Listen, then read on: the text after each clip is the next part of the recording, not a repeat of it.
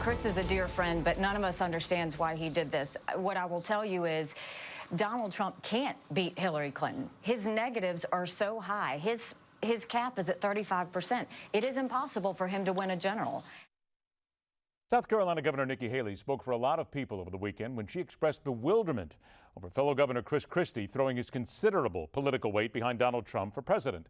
It's nothing new when we see hated political rivals cuddle up to one another when one is out of the chase. But the vitriol and hate that has permeated this year's campaign made some believe there's no way anyone would ever curry favor with Trump, which goes to show how naive those people are. This is politics, and it's all about trusting former foes eventually. They hope. Maybe. Possibly. Let's deal with this and more as we welcome in from the Hill, newspaper and website, where he covers the 2016 presidential race, and we might add at one time taught people how to play the violin, which in light of this POTUS season brings up thoughts of Nero and a capital city burning. Metaphors and more with Jesse Byrnes. Jesse, thanks a lot for joining us. And let's just start right there with Christie. It shocked me, it shocked a lot of people, but is it not fair to say this is politics? Your friend's your enemy, your enemy's your friend, and in the end, if you see somebody ascending, you better get on that train. Well, there's certainly, it was a surprise endorsement, I think, across the political spectrum. And we're seeing now Christie kind of being dogged by the endorsement. Today he held a press conference where he was announcing his pick for the Supreme Court in New Jersey, and he was dogged by questions over Trump, and he repeatedly, didn't want to answer those questions, and we'll see how he handles it. Even some former allies of Christie have been very critical of him, and while he is kind of getting on the Trump train, as some would say, he was a former rival of Trump and has said things in the past that maybe weren't quite as favorable to the future GOP nominee. Is he committing political suicide?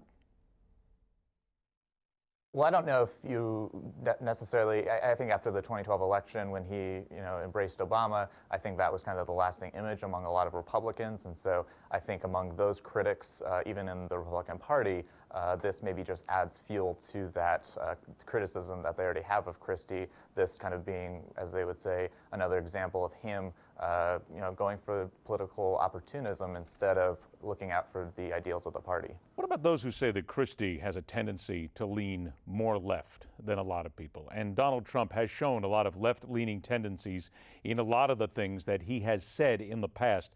Some sort of a political marriage of convenience here, if indeed Trump wins, and heaven forbid to the GOP, a move farther to the left with these two guys leading the charge? Well, there's certainly a lot of parallels between the two that you could draw. They have a very similar outspoken personality. They field questions from the press in a lot of the same different mannerisms. But certainly on policy, they do have a lot of similarities. And coming from New Jersey, which of course is very liberal, Christie has kind of long had that kind of dog his political career of trying to be a Republican in a blue state. And so there are a lot of parallels too, on some certain issues. But for Christie and for Trump, they're very largely, they come from the same part of the country, and they speak to the same kind of base support, whether it's moderate Republicans or even some liberals. Let's talk about going after Donald Trump. Ted Cruz talked to reporters in response to Trump's post-debate interview, where Trump said it's impossible to find Americans to work in Palm Beach hotels. Here's what Ted Cruz said. And a man who has a multi-decade history of exploiting the immigration laws to take advantage of the little guy is not someone we can trust to stand with the working men and women of this country. Do you think now what Cruz is doing here, he's talking about the little guy, which is very important here. And if you add that on top of Donald Trump's lack of comments about David Duke and the KKK, is there enough here to stop Donald Trump? Because it sure doesn't seem that way.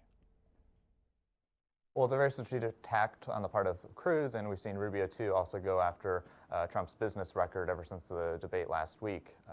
And, of course, Trump, he appeals to a lot of blue-collar voters, a lot of people that might even identify as Republican or be a part of the political process. And so going after that directly after his appeal among blue-collar voters, I think that is certainly a strategic move on the part of Cruz. We'll see if it pays off in some of the states, in the Midwest where Trump is still, soaring.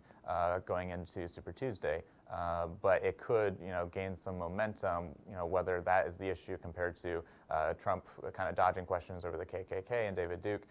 It's hard to see, which of those might have a bigger pull among different audiences. But certainly, if Cruz can portray himself as the victor or the champion of the little guy, that kind of goes after the heart of Trump's message. The polls still say that Donald Trump's got a big lead heading for tomorrow. Jesse Byrnes, I want to thank you so much. Don't worry, you're going to be back here again because we're going to have an awful lot to talk about here after tomorrow and in the weeks to come. I thank you very much for your time. Speaking of Super Tuesday, don't forget, join us right here. A special edition of The Hardline, 6 o'clock Eastern Time, 3 o'clock Pacific Time.